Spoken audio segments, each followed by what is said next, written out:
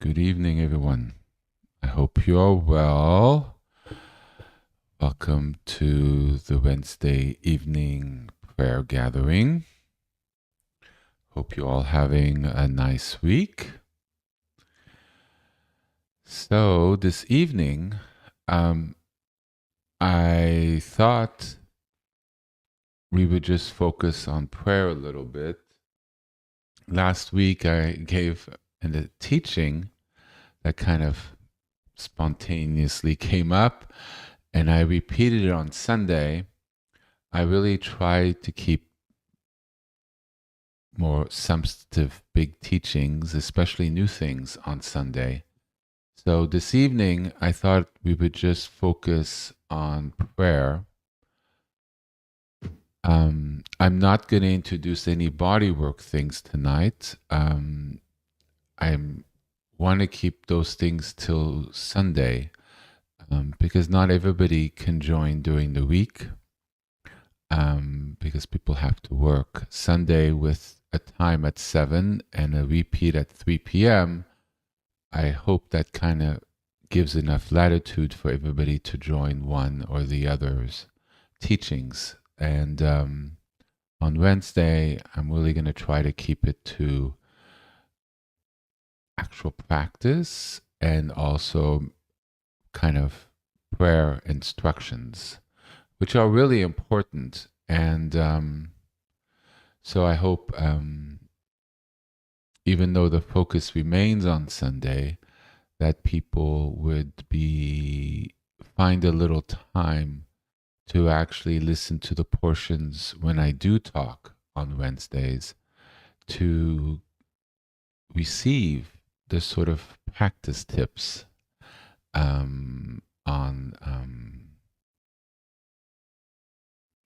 prayer postures, intention, what to do if things come up, the things that I kind of share throughout a practice. So the information, if you don't need it right away, you learn it. So if you come across these things later on, you're like, oh, HP said that about 2 months ago. Maybe I'll try this. Not all of that can be on Sunday because it kind of comes up in the context of meditation, which we'll be doing on Sunday. But I don't want to not give any instructions on Wednesdays when it sort of comes up. So hopefully that will be helpful. I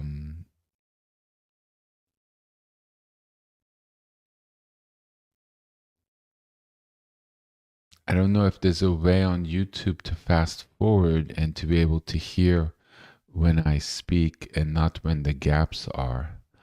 I don't know. Maybe one day I'll think of a way.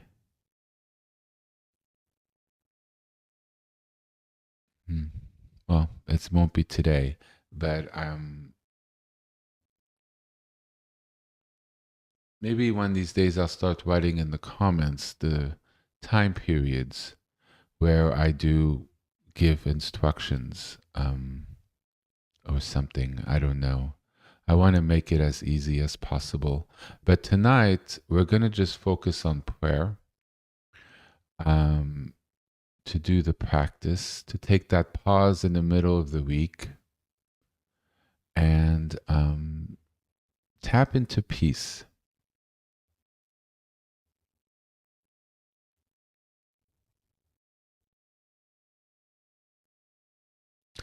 There's, a lot going on in our lives and in the world.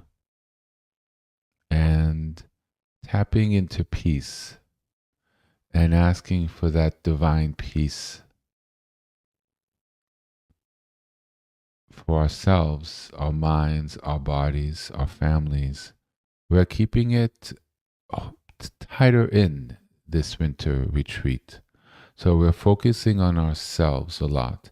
We're bringing that energy and focusing it on us.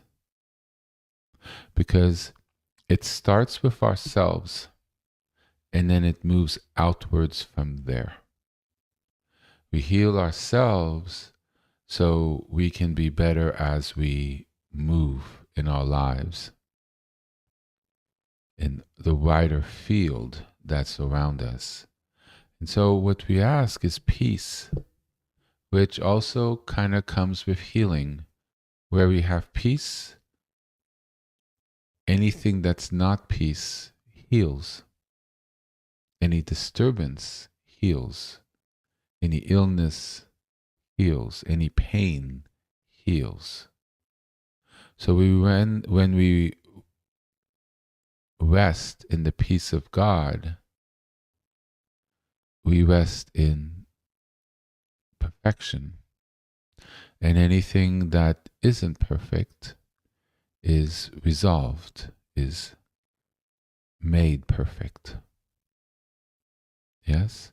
So saying a name of God, two parts, Yahweh Shalom, or Hashem Shalom, or Adonai Shalom, or Elohim Shalom, we are asking for or Emmanuel Shalom, or any of the other names we have, Abba Shalom, we are asking the peace of God to descend on us. And you do feel it when you've activated the energy of the name through practice and working with it.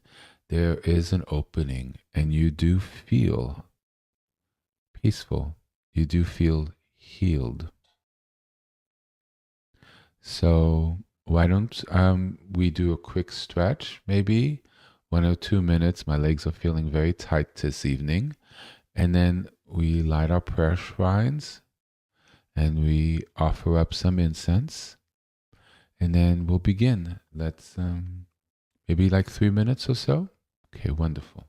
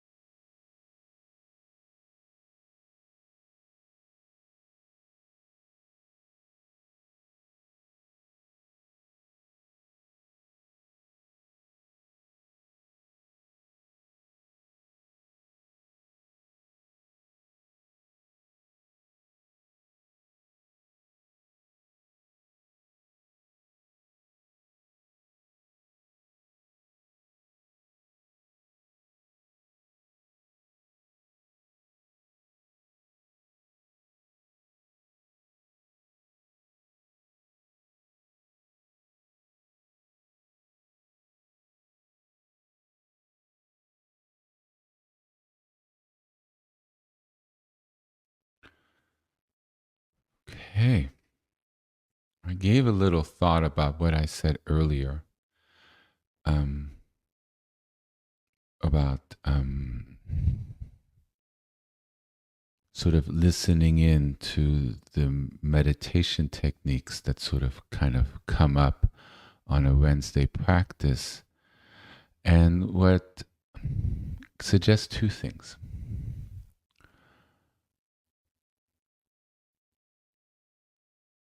One,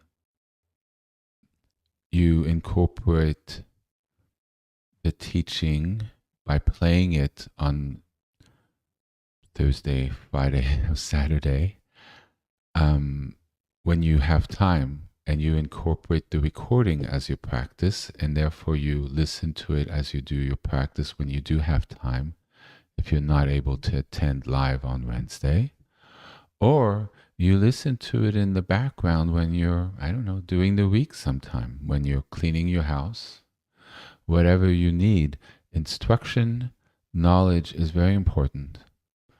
I used to listen to a lot of recordings from my teachers from past years, and, I gave myself permission to listen and fit it in where I could, and to repeat it many times if I felt it was important. And sometimes I would be multitasking with other things when I did it.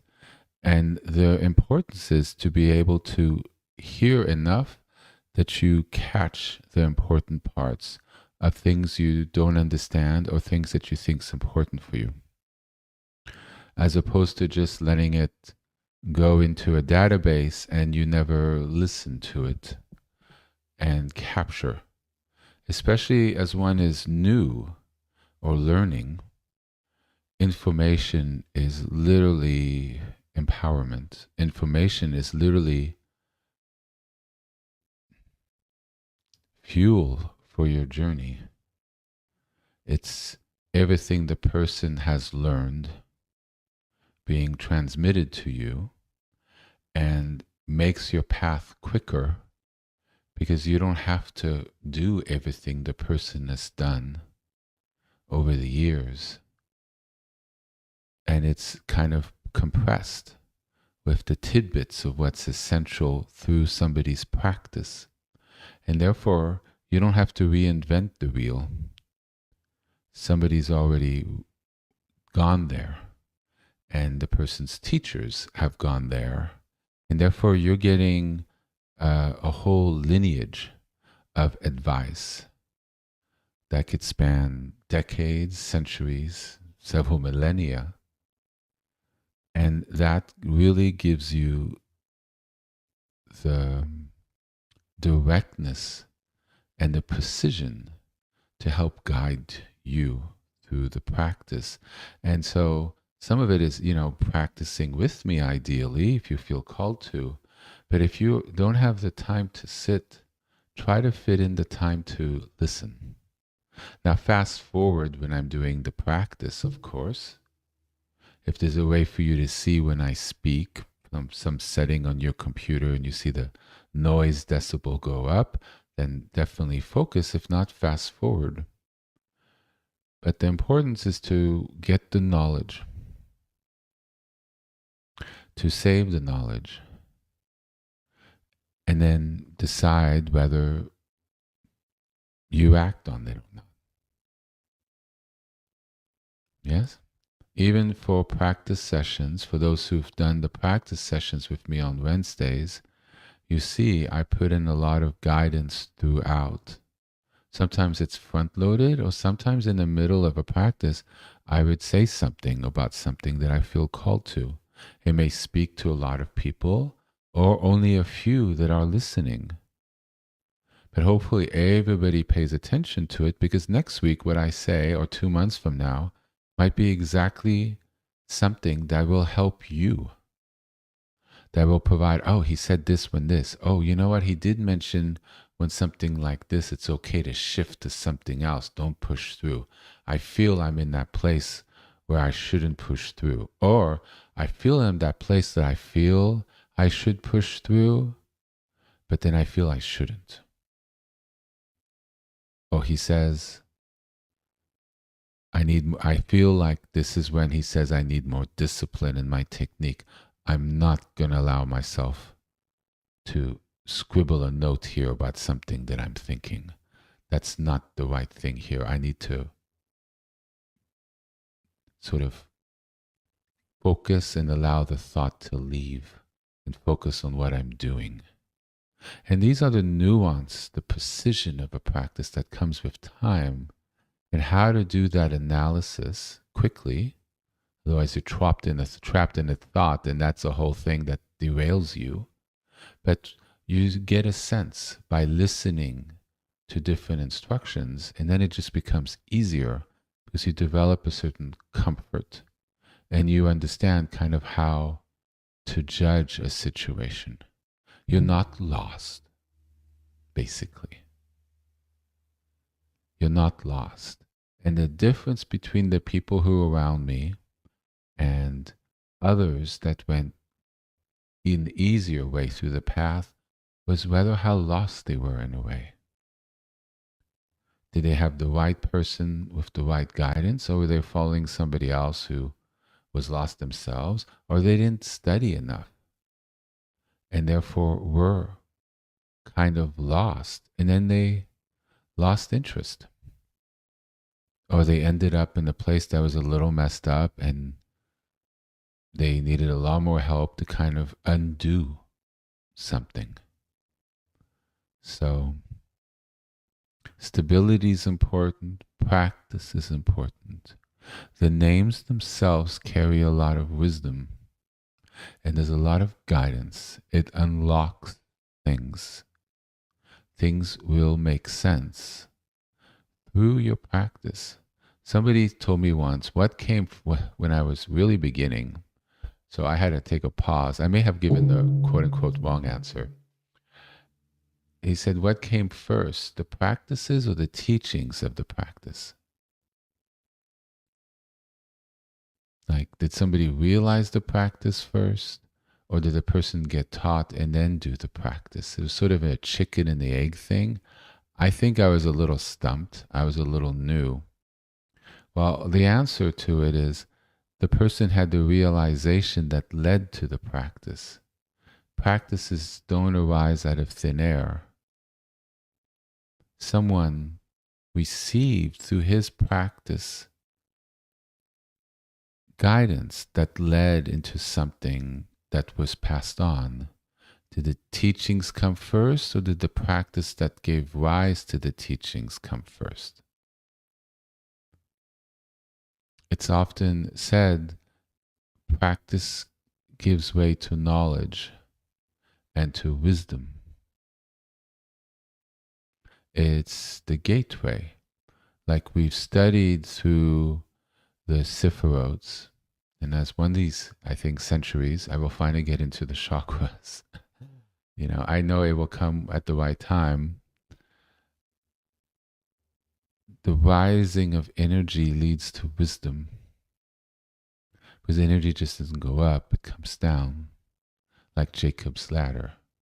You reach up, then as in the imagery of Jacob's ladder, the angels come down, bearing blessings and wisdom. If somebody were aligned and not out of balance, his practice would give rise to perfect wisdom. But we all have to go through a path where we're not aligned, and our practice leads to alignment and precision, but at the beginning we're not. So there's the challenge. How do we grow and evolve when our energy could give knowledge that is off, wisdom that is off, instincts that are off, right? A lot of us today don't trust our instincts as much, and kind of rightly so, because where energy patterns in our body are disturbed. They don't flow properly. They're too agitated. So we're like, oh, I want to do this, but I don't know. And I feel rattled, but maybe it's the right, maybe it's the wrong. It's turbulence. So when you learn to work through your practice, you're not sure which way to go because innately the field isn't clear. There's a lot of fog and storms. And that's wisdom to realize, oh, there's a lot going on with me.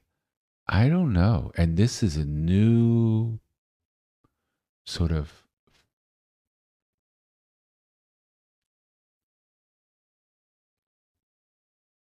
country you're in, a new environment with a different landscape that you're using in, and something that most people this world do not get into. And so, how do you know how to go about it? And for me, was knowledge of people I trusted, lineages I came to trust, then certain lineages I learned to back away from, hopefully taking the goodies from, and being and realizing what I take and what I leave and say thank you, but I'm going in this direction, and hopefully keeping everything that's the best.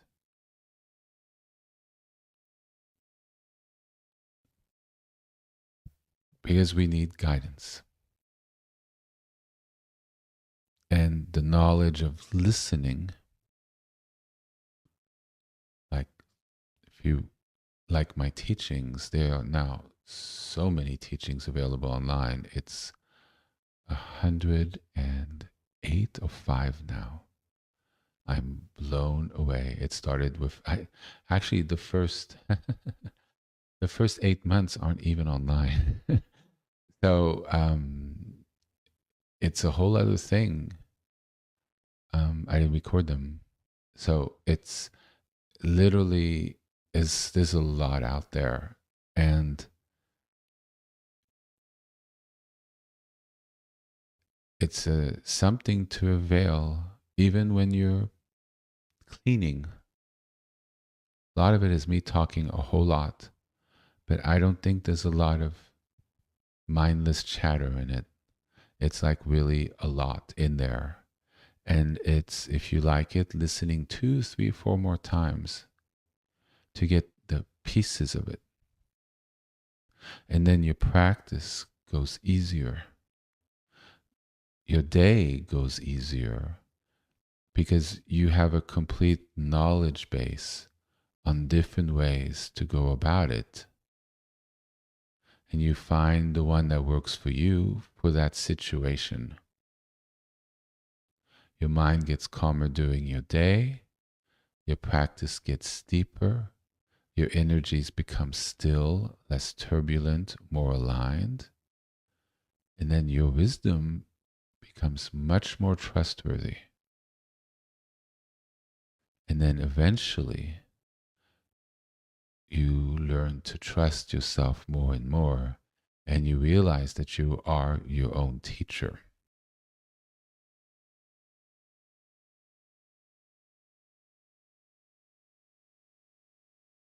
Right? And part of the path is to learning to trust yourself. A lot in this world, we've been disempowered by a lot of things, our parents, our jobs, society, that we don't trust ourselves, or we over trust ourselves when we shouldn't. But for a lot of us, is we never learn to trust our own voice. So the path is learning to trust our own instincts, and the intelligence is making sure that our instincts are correct. And sitting in meditation and in prayer, learning to steady the minds, our emotions, learning to sit still, learning to call in the blessings from God, and using these holy names and the vibrations, and what the vibrations of those sounds do to our minds, our bodies, our channels, our sephirots, our chakras, whatever you want to call it.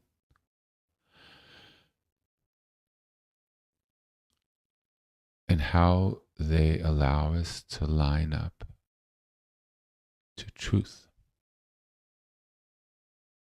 to calm, to the natural flow of wisdom that's always occurring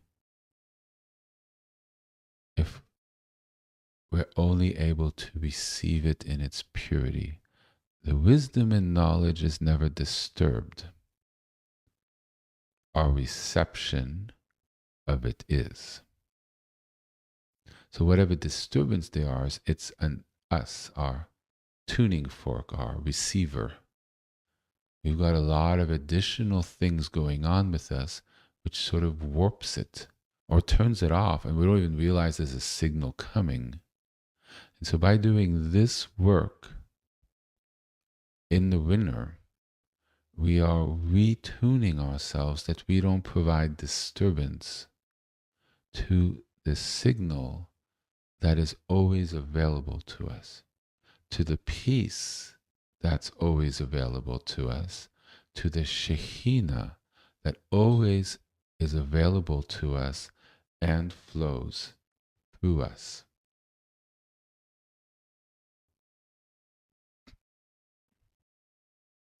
And the understanding of how we work, how mantras work, how meditation works on our body, our minds, and all the techniques are the skills on how to do it. In a way, we're gardening our bodies, our souls, our minds, our energies. And these are the how to go about it. And I find it fascinating. I study all the time and I'm learning so much. It is amazing the depth of traditions.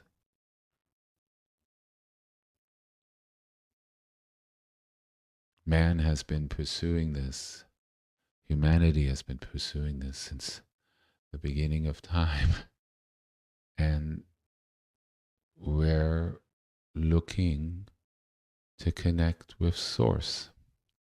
And for me, the Source is God.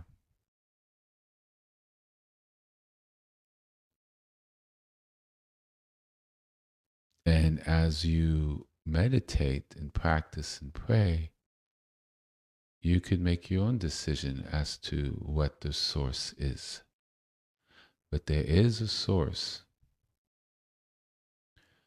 There is a source of us, and there is a source of what alignment, wisdom, and knowledge is. And we discover that forgotten, hidden country which our practices leading us towards. And for me, there's no greater and more beautiful thing and no greater journey that we can possibly take in our lives. It's, in my opinion, the most fulfilling journey. The one that actually leads beyond our lives. The one investment that actually has dividends past this life and leaves a testament, a heritage to this world based on our behaviors and our interactions and what we leave through our effect we've had and maybe in many ways continue to have after we're gone, based on the journey and how we've navigated this life in a way that's wholesome. if we are able to emanate the peace, the shalom of the Shekhinah, the shalom of Yahweh, I believe it's a life well lived.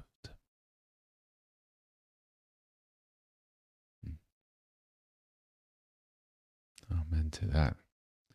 Let us practice, my dear friends. So, the word today is shalom. Surprise, surprise. So, let us get ready. I have my candle out, my little colored sacred little glass from ancient thing that I have is off to the side, and I think it will be off to the side for a while. A big flame from a candle seems to be in right now. Powerful light. The illumination in the darkness.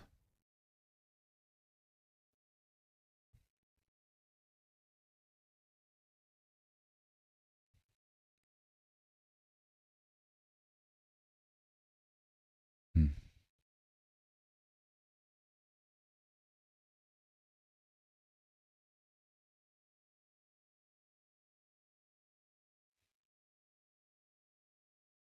It's still.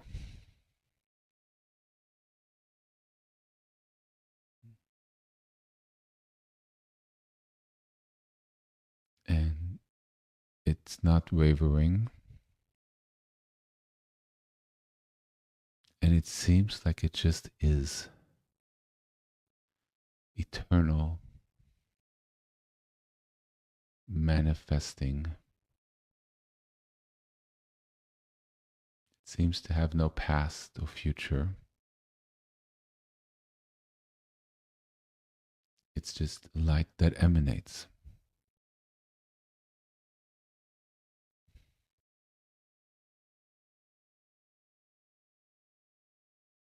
And it's peaceful.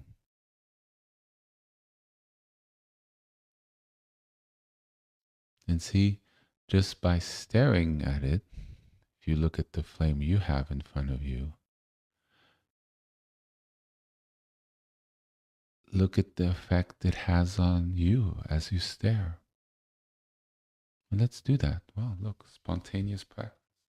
Love it. So let's take a moment. I haven't done this. This is good. I like this. I'm going with this. Great. So we're working on shalom. The candle's very peaceful. So have a look at the flame that's emanating. And that's the focus of your meditation. It's not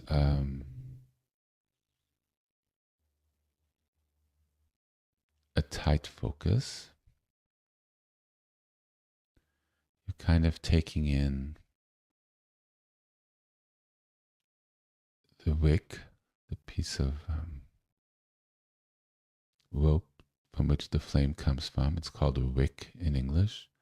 And then the wax, maybe a little bit above. So mine's in a candlestick. And the aleph is sort of in the background. And the flame is below, right below the aleph. So it's casting a shadow. It's actually illuminating the aleph that's in the background. And the candle is sort of floating in space in front of it. So look at the context of your candle.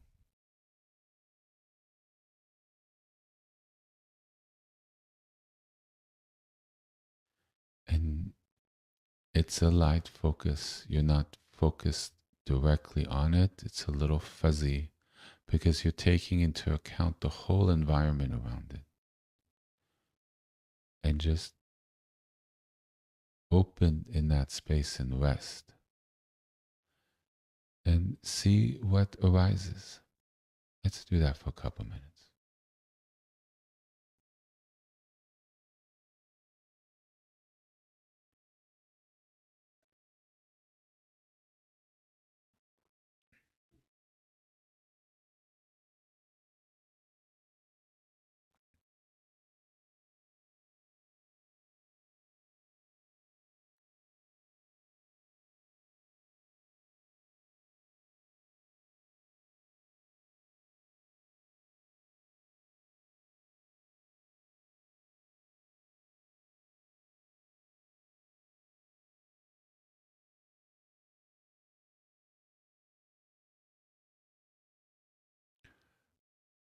Remember to breathe and relax.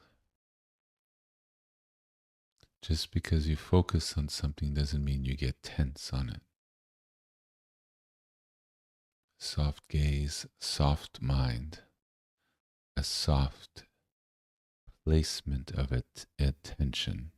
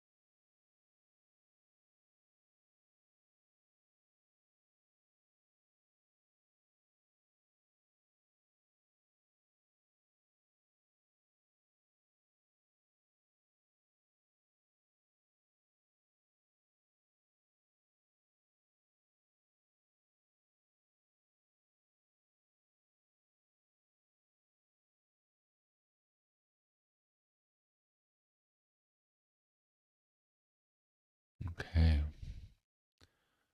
So you keep your attention there and see how you feel. Softer, more open, calmer. The candle hopefully softened us a little bit. See, we're not softening into a state of softness. That open, softer, more gentle, calm state is actually what we are. We're not making us softer and the normal is more agitated or faster or intense. We're returning to a baseline that's not disturbed.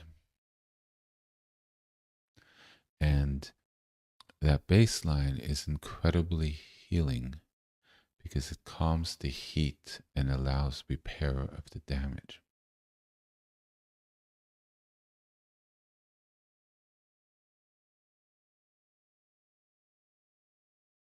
So if you put your intention in your body, if you are put yourself now in your proper prayer meditation posture gently, and you feel your body, my body feels softer and more moisturized, for lack of another word, less crispy, fuller.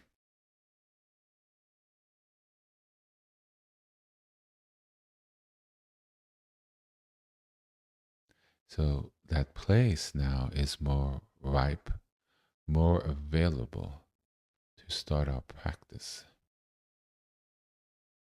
Well, look, meditation with the body just sort of rose up naturally. See, how amazing is that?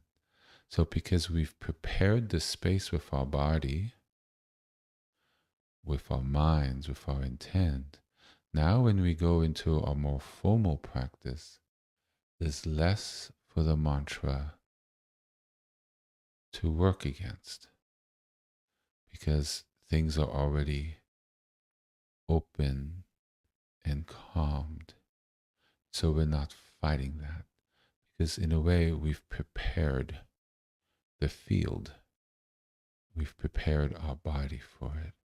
So we're going to very gently begin our practice because we don't want to disturb anything.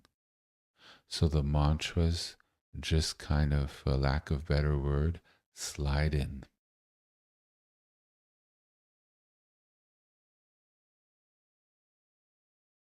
Yes?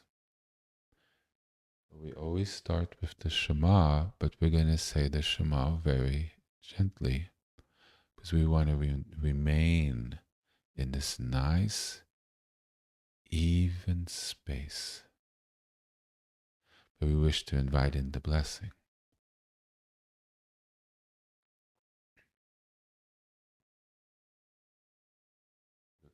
beginning of a formal practice.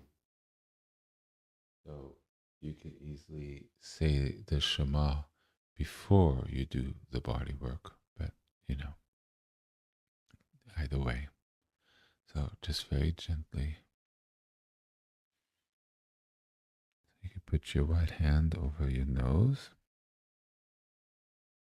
and gently over the third eye area, you turn inwards in prayer. Very gently, and you just say the Shema. Shema Yisrael, Adonai Eloheinu, Adonai Echad.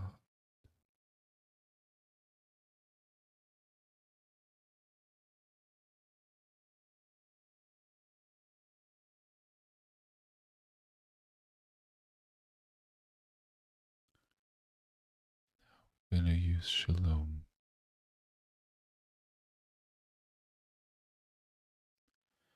Yahweh Shalom, Yahweh Shalom, Yahweh Shalom, Yahweh Shalom. And use whatever word you wish to use before Shalom. Yahweh Shalom, Yahweh Shalom, Yahweh Shalom, Yahweh Shalom. And as we say it, we're mindful of our bodies. We're no longer just a mouth, vocal cords and a sound. But all that is part of a body. It's part of an entire ecosystem.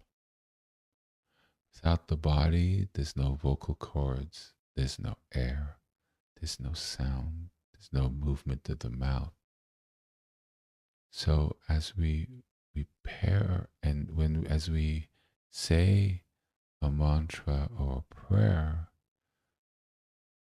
whether we realize it or not, our whole body is part of it, of that production. So as we say the name, we have our intentions softly and lightly in our body, and we are receptive, we're open to how it feels in our body. Because the effect is not just outside of us in the womb, to our ears, to the vibration, but the whole body receives. So as we are more centered and aligned and calm, we're able to say it in a way through the whole of us. Our whole body is saying it. And our whole body is receiving what it's creating. So we're open to the completeness of it. And as we are able to expand our awareness with practice, we're able to be in a room where we're able to sense the completeness of how it manifests, not only on how we perceive it, but how it manifests in the whole room. Because our awareness is bigger than our minds, our eyes, our ears, or even what we feel in our body from within or outside on our skin. But our ability to perceive can fill a whole room, can fill a whole space, 50, 100, 200 feet. Our awareness can be open, not bound by our physical or sensory limitations and not bound by a distance, which is often much more limited than what it actually can be. But the secret, for the lack of a better word, is resting in the shalom. And in the shalom, things open up like a flower. So, my friends, let's try. Breathe, relax, just open, let go, just let it flow. Yahweh Shalom. Yahweh Shalom. Yahweh Shalom.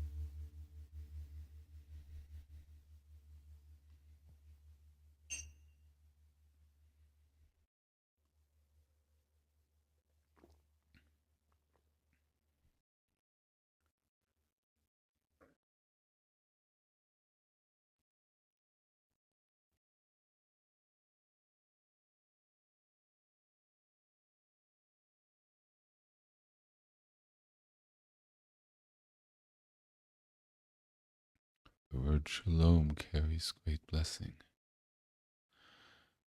We started with, for me, Yahweh Shalom. So after doing that for a bit, you could simply just go to shalom because you're in the context of God's shalom already. So you could just focus on shalom, shalom, shalom, shalom, shalom, shalom, shalom, shalom, shalom. The resting and the realignment causes our energies to align in the shalom naturally. So the word shalom by itself is a mantra because peace comes from perfection and alignment, which is of God. So we're literally calling in the peace of God.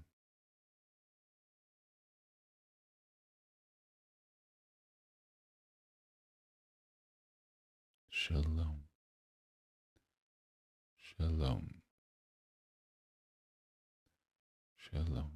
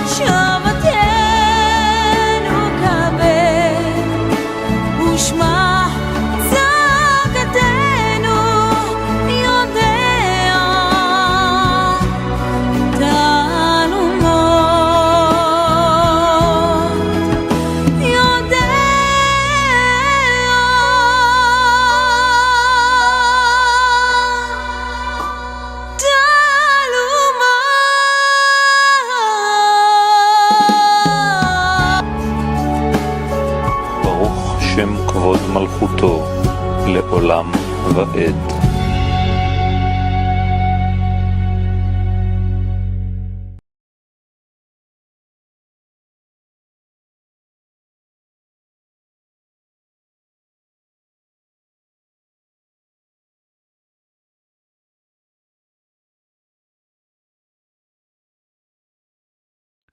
May the great Shalom HaKadosh be with us, remain with us, with our families, and with our world. Amen. Have a wonderful evening and remainder of your week. Bye-bye.